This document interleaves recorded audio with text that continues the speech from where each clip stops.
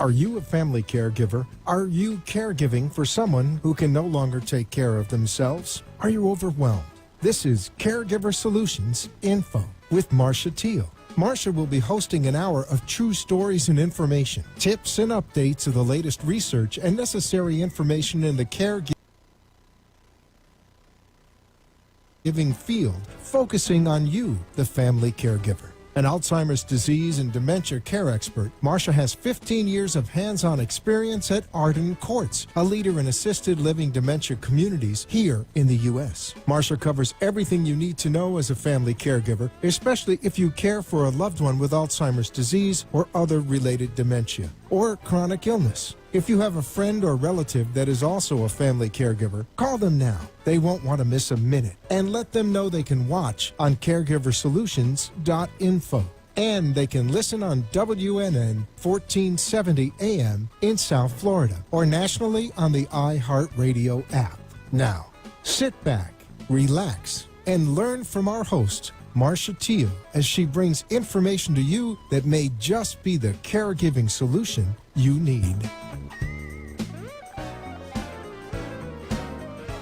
Hi, everyone, and welcome to Caregiver Solutions Info Show. I'm so glad that you could join us today. The topic today is something we can really sink our teeth into. That's because it's about senior dental care. Now, you might not think that senior dental care is an exciting issue, but it's a very, very important issue. And we're going to talk about those issues. We're going to talk about the problems associated with improper senior dental care. We're going to talk about how to solve some of those problems. And we're also going to talk about how this COVID-19 impacts senior dental care. So it's really something that we're going to get into, and we have the perfect people to talk about this today. I'm very excited to have my two guests joining me online. And one of them was actually here about a year ago, and she's back with us, and her name is Debbie Tarakovsky. And Debbie is the president of the Swallowing Diagnostics Incorporated, and she has been in this capacity for at least 20 years, lots of experience. Debbie also is an adjunct professor, instructor, as I might say, at Nova Southeastern University in clinical. And she's also very involved with helping people with swallowing problems, therefore swallowing diagnostics. And when she was on last time, we had a lot to talk about with actually identifying problems with people that have dementia and have other issues, swallowing, and how it affects, everything that goes on and some of the ways that can be treated. So that was very exciting. So Debbie, welcome back to Caregiver Solutions Info Show. Hi, Marsha. Thank you so much for having me on. So good to see you again. It's great to see you. And now joining us is Lacey Russell. Now, Lacey is she's a dental hygienist. She's 15 years as a licensed and registered dental hygienist. Her company that she co-founded is called Apple Mobile Dental Management. And thank you so much, Lacey, for joining us today. I'm happy to meet you through Debbie, and welcome to the show. Yes, thank you so much for having us, Marsha. Debbie had a lot of great things to say about the network and that you were really still keeping everyone connected through COVID. So it's great to be here and to have all of us still be able to come together. Well, thank you. It's important to continue on with the educational platform that we do on Caregiver Solutions because, we talk about caregiving, we talk about dementia, Alzheimer's. None of that goes away just because we have a big pandemic virus out there. We still, like you said, have to be connected, still have to reach out, still have to learn. We still have problems that have to be solved. So today is going to be a special day because we're talking about something new and different. So Debbie, I want to ask you, you invited me to invite Lacey because somehow you two are connected with what you do. And I know the swallowing is what you do, the dental is what Lacey does, but how are you two integrated? How do you know each other, and why have you teamed up? Well, that's a great question because not everybody always sees the connection. But from the time Lacey and I met, we immediately saw a connection. You know, when in my company we go into assisted living facilities like Arden Courts, and we do the procedure called the modified barium swallow study, which is an x-ray of the swallow, but we always start with the oral cavity and what's happening in the oral cavity. So we're constantly assessing patients for oral care, for, what do their teeth look like, what do the mucosa in the mouth look like, and what type of condition is the mouth in. So when I met Lacey, and she had the mobile company providing the oral care and dental services to patients, we immediately started talking about the difference between when patients are at home, when people are at home, and how we care for our own mouths. And then there's this transition that happens. Someone possibly ends up being admitted to a hospital and then going into a post-acute care environment, whether that's skilled nursing, assisted living, eventually back home or not. And the focus of their care somehow drifts away from the oral cavity. And the oral cavity is the gateway to the body. And when we don't take care of that first, that just leads to so many other problems. And so Lacey and I immediately were talking about the neglect, basically, that was going on by patients themselves, family members, their caregivers in facilities, not purposefully neglect, but just that the focus ends up being on, did the patient get their medications? How are they walking? Are they able to care for themselves? And the oral cavity and the care of the oral cavity becomes lower and lower and lower on the list. It went from maybe mom or dad being at home and brushing their teeth a few times a day and going to the dentist a few times a year and, getting expensive procedures done on their mouth to really take care of their mouth very well, to not really paying attention to that. And that kind of takes me to the fact that, what do we think about when we think about the oral cavity? And that is some of the things I just mentioned, like, okay, do you brush your teeth every day? And how pretty do your teeth look when you smile? Do you want to get teeth whitening? Do you want to get teeth straightening? The big things that we talk about today, right? But there's so much more to oral care and taking care of your mouth than just that. And that's typically what the general population thinks of when they think of the mouth. But when we're not paying attention to the mouth, when we're not paying attention to the teeth, the gums, the mucosa, it leads to so many other problems. And for me as a speech pathologist and running swallowing diagnostics, we get called in when the patient starts decompensating. So it's almost an after the fact thing. They start to have problems chewing, let's say, because their dentures aren't fitting well, or they lost their dentures, or there's some mouth pain. And Lacey, I think we'll talk a little bit more about that as we get into it. So we get called in because of weight loss issues, because of the patient's not eating the right foods anymore.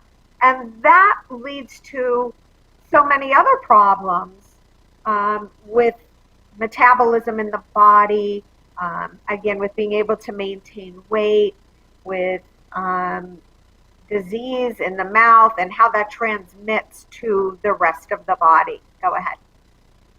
Yeah, so I definitely see a correlation here because you're both, working with your clients and have to do with, you mentioned the oral cavity.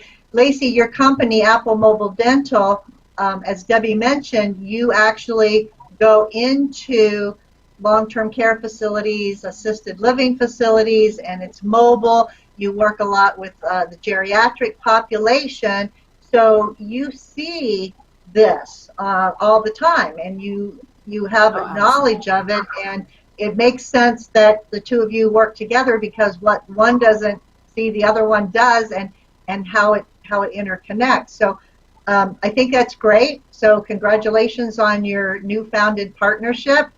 So Lacey, you mentioned that there is, of course, we all know we're in the COVID-19 pandemic, but you said in your note to me that there's really another unspoken pandemic. What do you mean by that? Absolutely.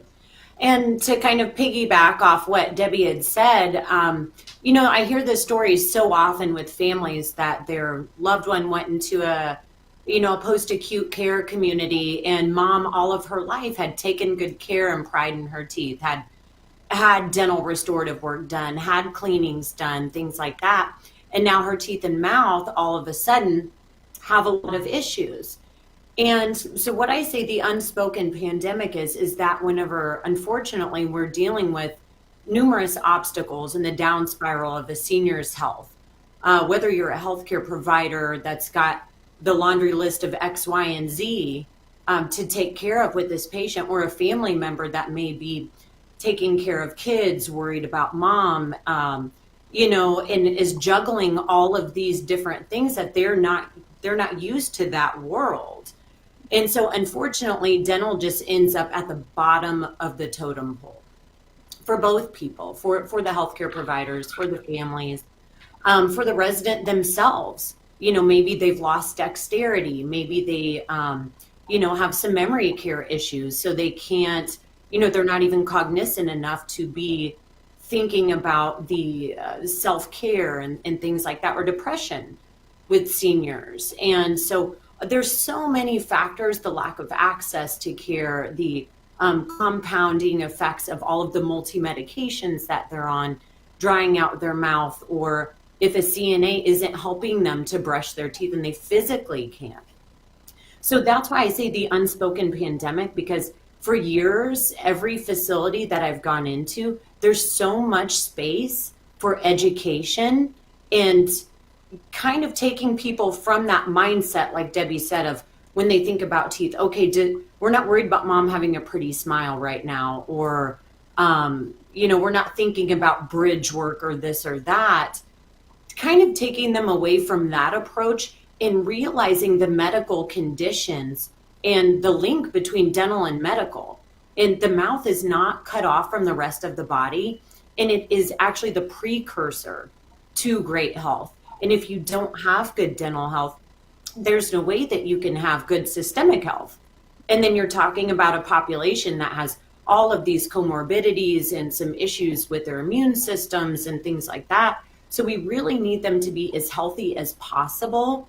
And it's just really unfortunate that we can't, get that higher up on the totem pole. So that's why I'm very appreciative for times like this. Well, it's a good topic, because not only is it an unspoken pandemic, but because it's in the mouth, it's sort of like an unseen pandemic, because we don't go around, with our mouths open and having people check them all the time, unless they are going to the dentist or something like that. So I think it's probably, like you said, it is a pandemic in its own right, because it's probably a bigger problem than we suspect. So we're going to take a quick break. When we come back, Debbie and Lacey are going to share with us why dental health is so important. We'll be right back.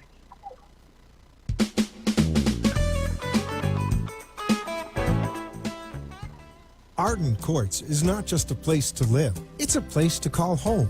Residential living combined with quality caregiving. This is the philosophy behind Arden Courts. Communities created exclusively for individuals with Alzheimer's disease and related dementia who would benefit from a safe and structured environment.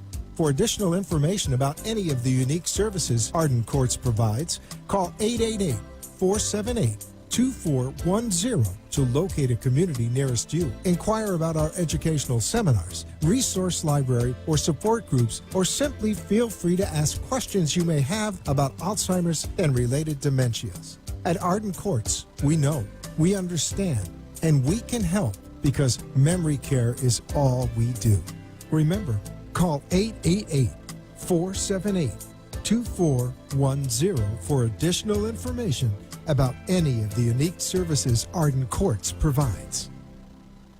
You are listening to your host, Marsha Teal, an Alzheimer's disease and dementia care expert on caregiversolutions.info. If you have a question or wish to share a story, call into the show at 888-565-1470 and talk with Marsha. Now, back to Caregiver Solutions.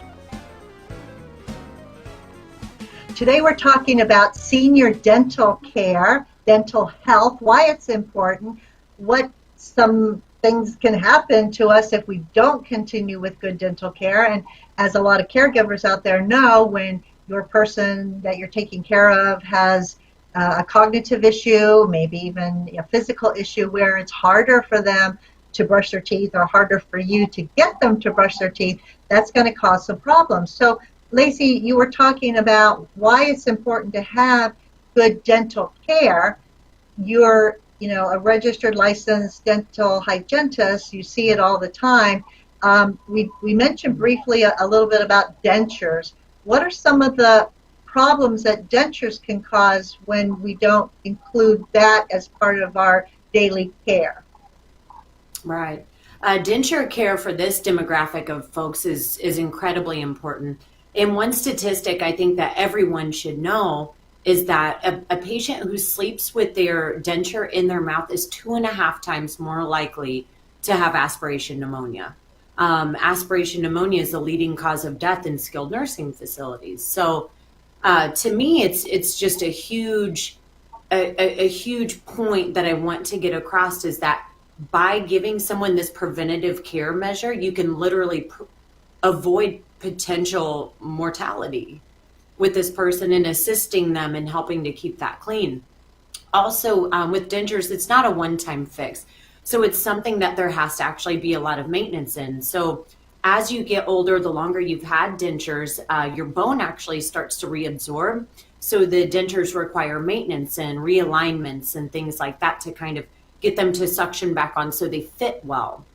If a denture isn't examined or the patient's mouth isn't examined, and maybe the patient's non-communicative, they could have sores, they could have trauma-induced cancer, infections in those areas, and not to mention, I mean, and I don't know if you mind me showing, I have a photo, and I don't want to say that it's graphic because it's something that I see every day in post-acute care facilities.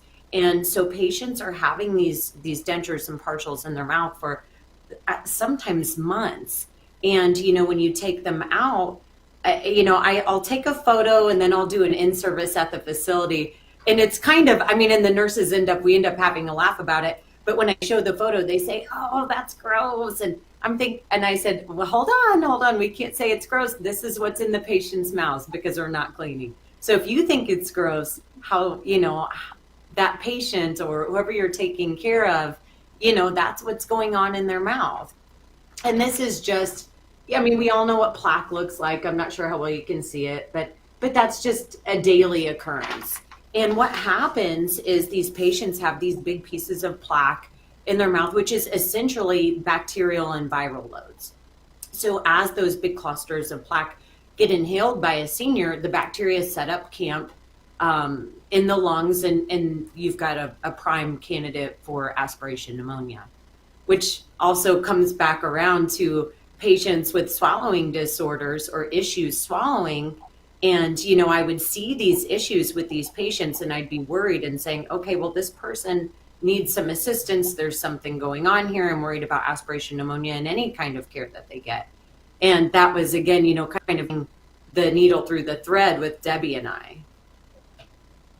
Yeah, and I was just going to mention, we get called in to do a swallowing study because clinicians and physicians are concerned about patients swallowing and getting food or liquid into their lungs. And they don't always consider, well, what's going on in their mouth? Forget about what they're eating and drinking. What's happening in their mouth without food or liquid and getting carried down into their lungs through their saliva. So again, it's another point where we just connected. We constantly are talking about, that oral care and how important the oral care is. We do what's called micro aspirations. We all do this. And it's okay if your body's pretty healthy to have these little micro aspirations. While we sleep, we aspirate. And let me clarify, aspiration means something entering the lungs, basically from the oral cavity or from somewhere along the tract.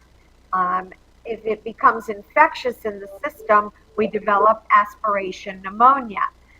So we do our best to educate others in the medical environment that you have to start with the oral care. If the mouth isn't clean, if the patient's unable to eat and drink efficiently, then the body can't do its job. So if we're not eating well, if we're not hydrating well, if we're taking lots of medications that cause xerostomia, the saliva isn't there to do its job to keep washing and cleaning the oral cavity. So that bacteria and viral load builds, and then when the patient actually does swallow, you're actually getting that bacteria into the lungs, which is much worse than getting water or your saliva in the lungs, or sometimes even a little bit of liquid in the lungs. Bacteria with a high viral load is likely to cause pneumonia a lot faster than clean saliva or a little bit of liquid here and there entering the lungs through a microaspiration. So we do try to educate as well that to reduce aspiration pneumonia, you have to keep the mouth clean. Well, it's interesting what you said about a patient or a person at home maybe losing weight, and you can't figure out why they don't want to eat or why they're not eating much, and I don't think a lot of people would stop to think about, is it because they're in pain? Is it because they have something wrong in their mouth? Is it because they have ill-fitting dentures and it hurts?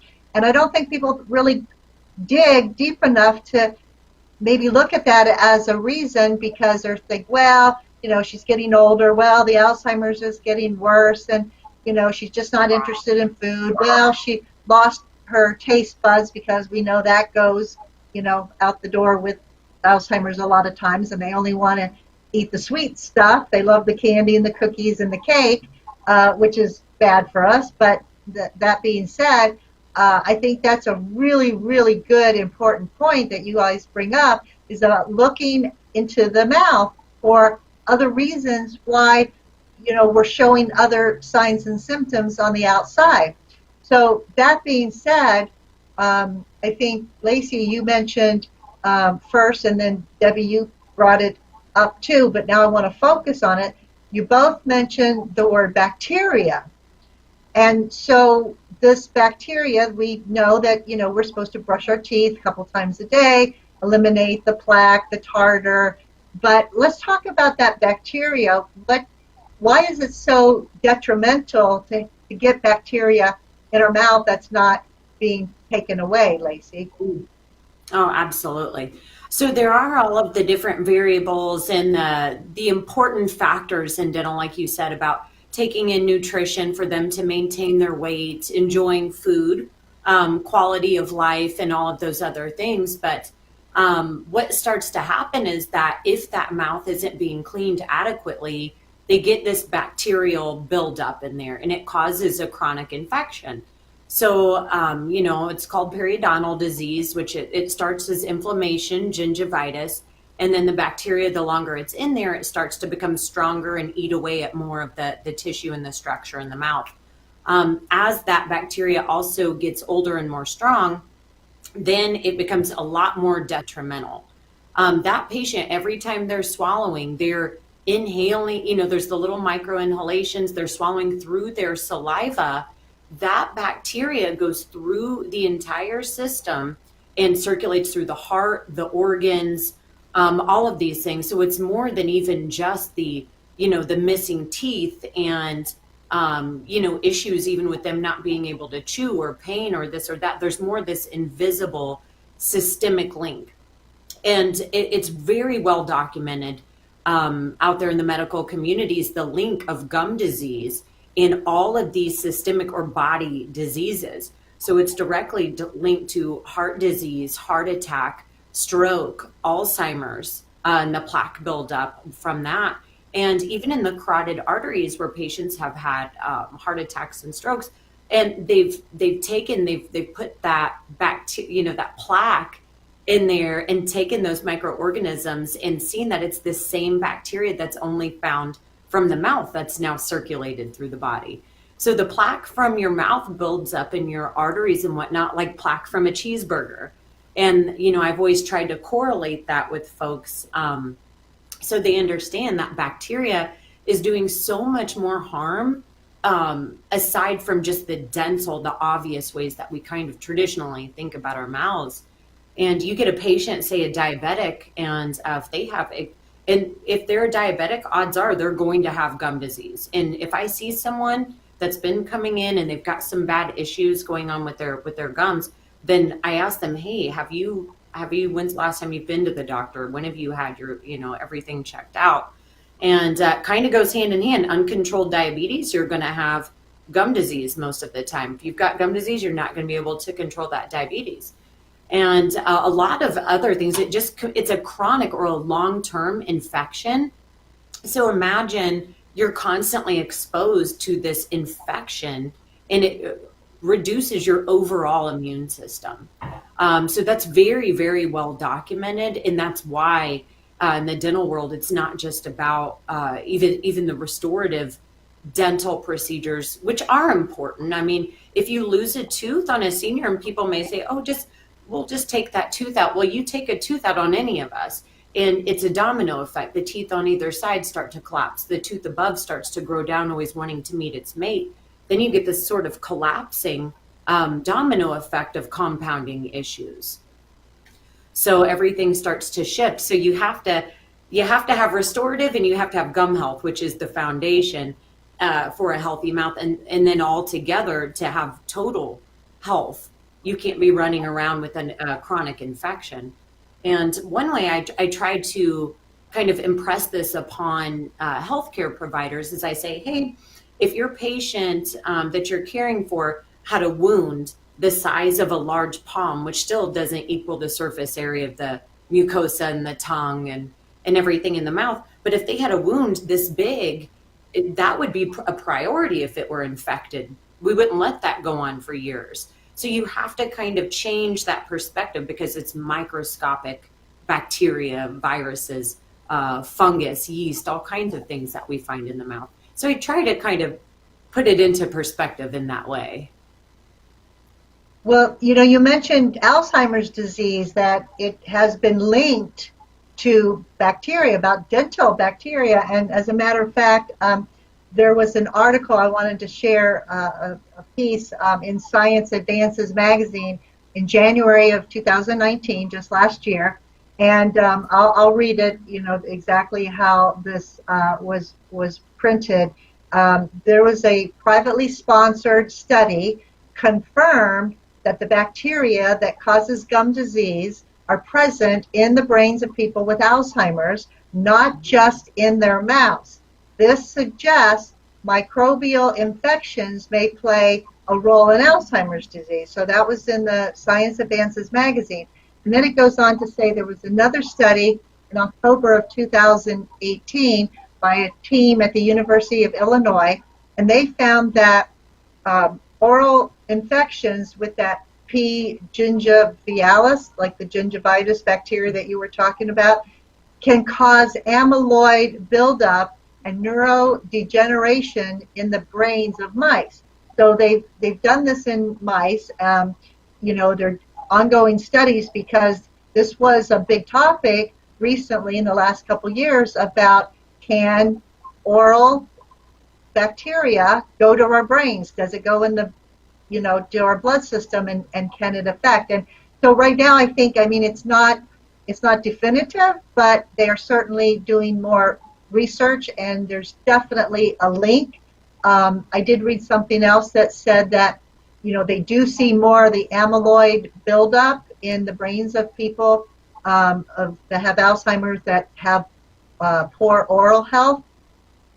But they weren't sure if the poor oral health caused that, which then in turn caused the Alzheimer's, or maybe there's a theory that says that the amyloid buildup is there to protect the brain from getting this bacteria, and consequently then the buildup affects the brain. So, they're really trying to sort this out, but there's definitely a link. So, it's something that we all need to be cognizant of, because it can affect us. It might be years before, they say, yes, this is definitely true, but they don't know what causes Alzheimer's. There might be more than one thing that causes Alzheimer's disease, but it certainly is something they've been looking at, and another reason for us all to brush and floss all the time, right? Right. And why not take that preventative measure? If we know there's anything we can do to protect ourselves, especially from Alzheimer's and all the question marks that are still there and how much it affects the communities that we work in, and just the rate of that out in the general public. I mean, anything that we can do to try to prevent and decrease our odds, I'm all for.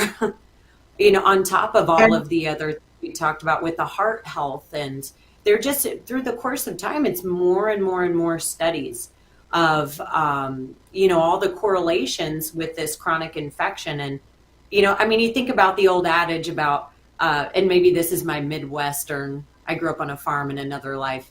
And, my parents, when we would they wanted to go purchase a horse, they would look in the mouth of the horse and see if that horse's mouth was not in good shape, then they wouldn't buy it. That's a reflection of its overall health, and they've been doing that for years and years. Yeah, we see those movies where they're looking at that and saying, well, it's not good teeth, it's probably not a good horse, and there's something to be said for that. That is really a great analogy, Lacey. I love that.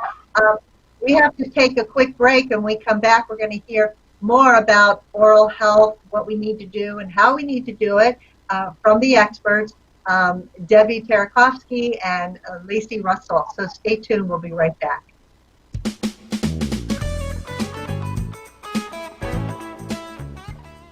Arden Courts is not just a place to live, it's a place to call home. Residential living combined with quality caregiving. This is the philosophy behind Arden Courts. Communities created exclusively for individuals with Alzheimer's disease and related dementia who would benefit from a safe and structured environment. For additional information about any of the unique services Arden Courts provides, call 888-478-2410 to locate a community nearest you. Inquire about our educational seminars, resource library, or support groups, or simply feel free to ask questions you may have about Alzheimer's and related dementias. At Arden Courts, we know, we understand, and we can help because memory care is all we do. Remember, call 888-478-2410 for additional information about any of the unique services Arden Courts provides. You are listening to your host, Marcia Teal, an Alzheimer's disease and dementia care expert on caregiversolutions.info. If you have a question or wish to share a story, call into the show at 888-565-1470 and talk with Marcia. Now, back to Caregiver Solutions. I'd like to take this opportunity to thank our national sponsor, Arden Courts Memory Care Communities. Arden Courts is a leader when it comes to memory care because memory care is all they do. They have about 55 assisted living memory care throughout the United States, and they are a great resource, not just for taking care of the person that has memory problems, but taking care of the caregiver too. They offer lots of resources. Today they'd like to offer you this resource, the 36-Hour Day book. It's a wonderful book. It was written by Dr. Peter Rabins and Nancy Mace, and it's constantly being updated. Matter of fact, I think it's in its 5th edition. And this is a great resource for caregivers to learn more about caregiving, to learn more about not only Alzheimer's disease, but other related dementias, a lot of tips, a lot of definitions, and a lot of help. If you're a caregiver and you don't have this book, it's yours just for the asking. All you have to do is send an email telling them that you heard about the free offer on the Caregiver Solution Info Show. Put your name, your address, your telephone number, and asking for the free 36-hour day book. And they'll be happy to mail it to you. To email, just email to Delray at arden-courts.com. That's DELRAY, Delray at arden-courts.com. Send an email. They'll be happy to get this book to you right away, and you'll be really happy that you got this. It's a good read, whether you're looking up something specifically or you might want to just do it cover to cover. Either way, it works. So send them a note today and get reading, because it is such a good resource for caregivers. So my special guest today is, it's exciting because you might not think that oral health and dental care is exciting and how does that relate to caregiving, but oh, it does. And we're talking about that today. Lacey Russell's co-founder of Apple Mobile Dental Management. Debbie Tarkovsky is on. She is the president of Swallowing Diagnostics Incorporated. So ladies, I want to ask each of you, we're still in the midst of COVID-19, this pandemic that's still with us after 8 months or more. How has it affected your business? Because both of you work with the public, both of you, are important and essential to health. How has it affected your business? Debbie, you want to go first? Sure, yeah. As when you introduced me, I think you told everybody that we have been in business for 20 years in South Florida.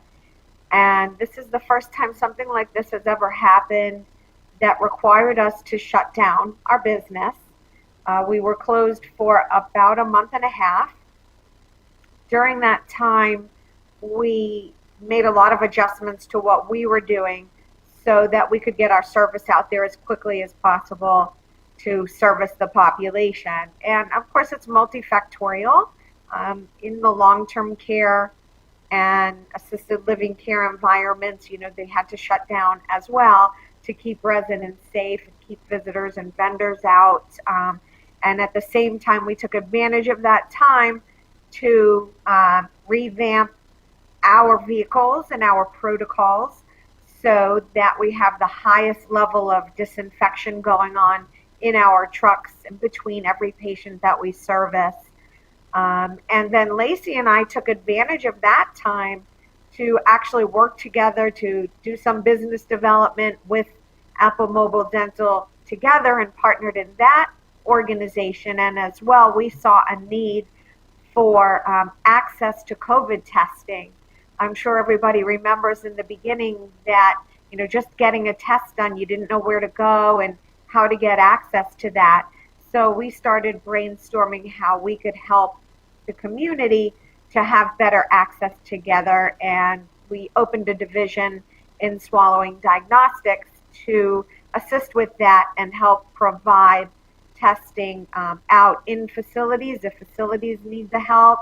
We have converted some mobile trucks so that we have mobile units that can go out into the community and help to fill that gap. That's about it, Lacey. Yeah. Wonderful. So, Lacey, I know that the pandemic has definitely affected the dental industry. Everybody was, couldn't go to get their, cleanings every 6 months. And even when the dentist offices started opening up, people were still afraid. But I finally ventured out in June and, got my cleaning. And I'm happy to say, look, Ma, no cavities. But it was a little, scary at first. But I have to say that my dentist office I've been going to for 20 years. They were very, very good about everything and wearing the mask and being extra cautious. So I know that it's affected you in that respect, not being able to be one-on-one with your patients right away. But there's also been something that a term that's come up. I wanted you to talk about that too. A term that's come up that people are talking about now, and it's called mask mouth, right? So talk about Right. mask mouth and what people are doing and what exactly does it mean? So for a lot of us, for healthcare providers, like Debbie said, we had to implement a lot of additional strategies, a lot of infection control protocol, which also involves extensive PPE. So when my staff goes in to see a resident, whether it's, well, at first we were not bedside, actually to rewind a little, initially in COVID, my company, typically we set up to accommodate however the patient prefers to be seen.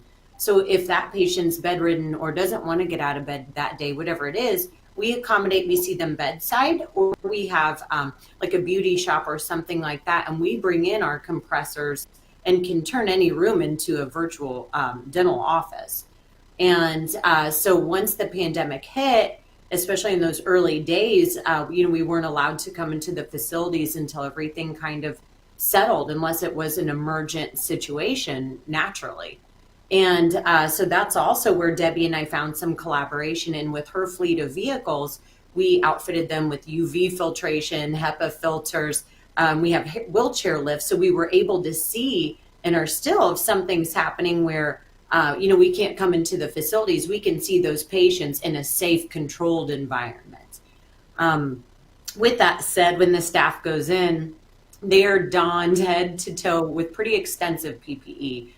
So, you see people out on the streets, we're all wearing our masks. And, my staff is wearing an N95 with a surgical mask over, with a shield, hair bonnet, gowns, booties. I mean, it's head to toe for the dental CDC guidelines. And, at first I immediately noticed it wearing so much PPE, but then I thought maybe that's just because I'm in the dental field. And then I started asking friends, and I kind of as a joke initially, I said, I'll bet there's a lot of people that are wishing they could go to the dentist right now because they're very conscious of their mouth and their breath and having this mask over their mouth. And so I think it is shining some light into what's going on in there. But the longer we've been wearing these masks, nine months or so now, you're having a lot of folks that aren't rehydrating and drinking throughout the day like they used to, especially healthcare providers, or just as we're naturally out there, we're trying not to fuss with these masks. And so we're not taking them off. We're not getting that influx of water, which is decreasing the saliva. And when you don't have saliva, whether it's based off of medications you're on or a mask or anything like that, if you don't have saliva to buffer acids, you're going to get a mouthful of cavities, or you're going to have some gum disease issues. Saliva is kind of the magic drug of the mouth. So a lot of people, and we were talking about it a little, they're really kind of gearing their marketing towards this dry mouth, mask mouth. It's a spin-off of what's going on with COVID. But at the end of the day, it's still, the bottom line, it's microbiome, it's the bacteria in the mouth. And so we have to be able to keep the mouth hydrated and keep the mouth clean. And there's a lot of people, like you said, that were very fearful of going to really anywhere, but also to the dentist during COVID. And so that's further compound. I'm a little worried. I'll see how it comes out in the general public when they all start coming back full force, and what kind of issues they're going to have with all of these compound factors. Lacey, can you talk a little bit about mouth rinses and how that might be able to help with our patients as well as the general public? Yes, the general public staff, I've been educating a lot in the facilities on this, because with the pre-rinses, it was sort of an optional deal. Back in the day, it was just for like a mouth rinse, kind of a mouth freshening rather. And customarily what you see in skilled nursing homes or some of these other care communities is that there's prescription chlorhexidine gluconate. It's a mouth rinse that's very common. And to me, that there's so many better options. That very tried and true product is only antibacterial. But what do we have going on with COVID? It's viral. We need something that's antiviral, antibacterial, antifungal. Patients that are having fungus and candida and yeast infections growing in their mouth from, dentures and all of these other things. But to the aerosols, the CDC has now made pre-rinses mandatory in our protocol. So now every time I see a patient, I'm giving them a pre-rinse. I have some little examples here. You may have some patients, they lose that swishing gargle spit ability. I'm not sure if you can see these little mouth sponges you've probably seen. So you can still take these and dip them in and clean the inside of the oral mucosa, clean all around. Take a toothbrush, clean the tongue is very, very important. And with the pre-rinses, as far as COVID is concerned, the more viral load that you have in your body, in your mouth, if you have these mass amounts of plaque that's containing that COVID virus, if you have it, the more viral load you have is related to the severity of COVID case that patients can have in the longevity. So, again, kind of shining the spotlight of the importance of keeping that out. And if you're using either as a staff member, a patient, the general public, your mouth is dry, you're needing to keep things very clean right now. But using that pre-rinse is going to decrease aerosols.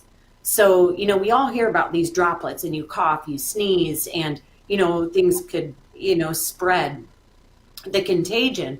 If you're using a pre-rinse, that really helps to cut back. I think it's something like 30 seconds of a pre-rinse, an adequate pre-rinse, which I can talk about, actually decreases the viral load and by 95%. Not saying we can control what's going on in the lungs and things like that, but when this is the main cause of these aerosolized microscopic,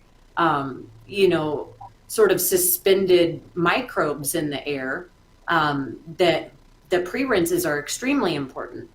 And when you're in a community like that, if you can be giving that, applying that for the patients and keeping their mouths clean, you're going to decrease the potential to spread COVID in the community. So, Lacey, I have a question. You're talking about pre-rinse. Is that different than, like, say, people that do a swish with Listerine? Are they two different kinds of things? And that being said, is Listerine or some similar scope or whatever? I don't, want to have just one company that I'm partial to. But how does that fit in? And is that really going to help us because of the alcohol or the non-alcohol and the other things that are in these mouth washes? So is there a difference between Listerine and a pre-rinse? And how would something like a Listerine or a scope help the general public? I personally, I don't use any of those that have alcohol and all of the dyes and things like that. When you're talking about, and even the CDC's recommendation is hydrogen peroxide based products. So one thing I do want to tell, I had this conversation with my grandmother in independent living, and she's nervous with COVID, and I was telling her some things to do, and she said, I was rinsing with the hydrogen peroxide. I knew you were going to tell me that. But she's taking it full strength out of, the old brown bottle we've all got under our sinks. And that's 3% hydrogen peroxide. So the CDC also recommends 1% hydrogen peroxide. So you actually need to dilute that 1 part hydrogen peroxide to 3 parts water. And that will be very effective, any of the rinses that have hydrogen peroxide. So when it comes to Listerine or anything like that, if it's a whitening mouth rinse, then typically those have hydrogen peroxide in them. The rest of them, personally, I just don't find them to be. I think that there's a lot better options. There's one that's gotten very popular since COVID that they've really pushed in their marketing, and it's called Peroxyl. And that is a mouth rinse with, proper hydrogen peroxide in there. Again, I don't think the chlorhexidine gluconate is really the best that we could be offering for our patients. Debbie and I are actually working with a lab to manufacture a mouth rinse for us that is chlorine dioxide, activated chlorine dioxide, which is antibacterial, microbial, antiviral, antifungal. and getting these larger bottles, institution-sized bottles or smaller bottles. If that's something that that anybody's interested in, of course they can always reach out. And I think it's important for all of us, for our own health, for anything, for people that we're caring for, to reduce the aerosols and keep the mouth clean for all of these reasons that we're talking about: systemic health, COVID. And one other point on COVID is that there's a lot of false positives that have come up from old viral loads in these people's mouths, which I found to be fascinating, because they had this old, plaque buildup. And then once they cleaned all of that out, there was a patient that had tested positive over and over and over again, got the mouth debrided and cleaned up, and tested positive the very next day. Or I'm sorry, tested negative the very next day after removing that old viral load from the mouth. So you just answered, a popular question: why are there so many false positives when people keep doing false and they don't know, why? Again, the answer is inside, right? The answer is in the mouth. You would have really thought about that. So thank you for answering that question. You both of you are just so passionate and so wonderful with the work that you do, and I know that people are going to want to find out more about what you do. So Debbie, I want you to tell people how they can find out more about Swallowing Diagnostics, Inc. and what you do, and maybe how to contact you.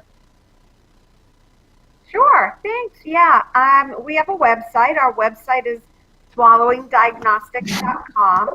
So anybody can go to the website to get some general information there, or email me directly.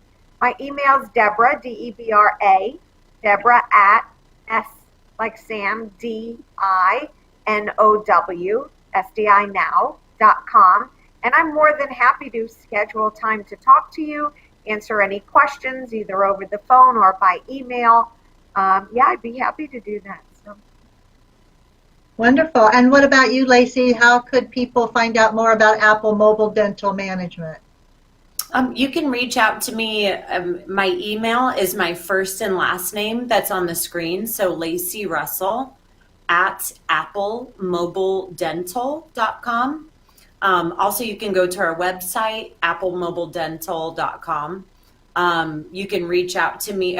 Debbie and I, we work closely together, so you could reach out through either one of us. But I'd be happy to talk about the program that we have put together. We do have different ways that it's also paid for if the patient's eligible, so it's no cost to the families or to the facilities. That way we keep, we can come in on site, try to do some of these procedures without sending patients to the ER in a time where it's a pretty risky place to be. Yeah, that's a good point. We want to always try to avoid that ER. Well, unfortunately, we only have a couple minutes left. It's gone by so fast. But I wanted to get in a couple tips here. We're talking about keeping our oral health healthy, and we want to acknowledge that it's not easy for caregivers, whether they're in a community like a long-term care community, or caregivers in a memory care, or caregivers at home with their person that maybe has memory problems. Not easy to get them to brush their teeth. Do you have any tips, a couple tips that you could give to help that situation? I do, and I wanted to share this reference. This isn't something I can take credit for, but I love not reinventing the wheel, and it was really great information. And it's called Mouth Care Without a Battle. Hopefully you can see that. It's something that you could Google, and it has handouts for care providers on how you can deal with some of the different things that you come across. Like the resident may refuse, be combative, or may not open their mouth, and different techniques. And this is, this is what my staff has always done. I just, this is how we just worked and acclimated to the type of clientele that we work with, our patient base. And but it's nice to see it all in writing, so that's a good reference point. Thank you. So just Google, what did you say it was called? You Googled Mouth Care Without a Battle? Mouth Care Without a Battle. Okay.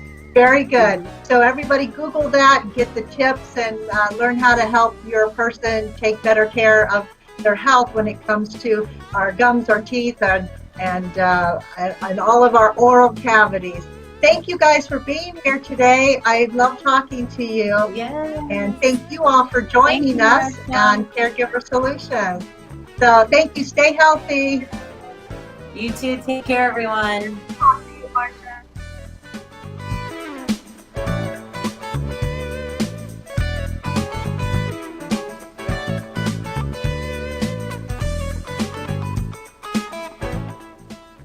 Thanks for joining us for this week's Caregiver Solutions with Marsha Teal. Join us next week as Marsha, who has 15 years of Alzheimer's disease and dementia care experience, brings you more needed information to help with the care of your loved one. This show can be seen again on caregiversolutions.info, and questions can be left on the site, which may be used on the program to help others. See you next week for more Caregiver Solutions.